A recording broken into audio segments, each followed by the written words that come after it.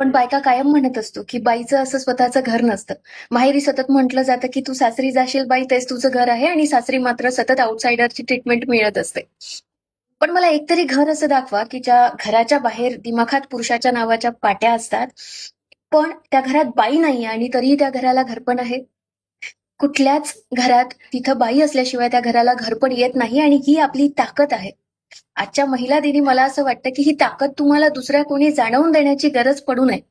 इथून पुढे आपली स्ट्रेंथ, आपली ताकद आपल्याला माहित असली पाहिजे. मला माहिती आहे आजच्या दिवशी एकमेकींना आपण खूप छान छान मेसेजेस पाठवले असतील व्हॉट्सअपवर, आणि एकमेकींबद्दल फार चांगलं बोललो असू, एकमेकींना एम्पॉवर्ड करण्याची भाषा आपण करत असू. पण त्याचबरोबर किंवा त्याही पेक्षा मला एक गोष्ट फारच महत्वाची वाटते की मी माझ्याबद्दल आणि माझ्या कामाबद्दल काय विचार करते.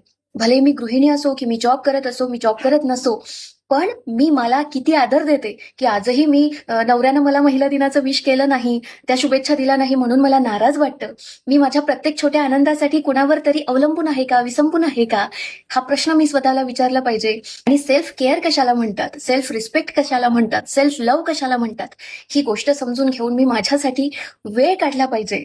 मी अजून स्वतःला एनहॅन्स करण्यासाठी आणि माझंच एक चांगलं व्हर्जन स्वतःच्या समाधानासाठी निर्माण व्हावं म्हणून मी माझ्यासाठी काय करते आहे की सारखं मी न्यायाची मागणी करते आहे, वेळेची मागणी करते आहे, आणि माझ्यासोबत कोणीतरी चांगलं वागावं, मला व्हॅल्युएबल फील व्हावं म्हणून इतरांनी काहीतरी करावं, मला स्पेशल फील करवावं, हीच तहान घेऊन जगण्यात खरंच अर्थ आहे का?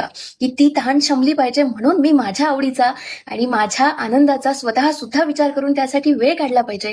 ही गोष्ट आजच्या निमित्तानं मला असं वाटतं आपण आत्मसात करायला पाहिजे, आणि एकमेकींना विश करण्यासोबतच आत्मपरीक्षण करण्याचा हा दिवस आहे, असंही मला वाटतं. सर्व माझ्या मैत्रिणींना महिला दिनाच्या हार्दिक शुभेच्छा.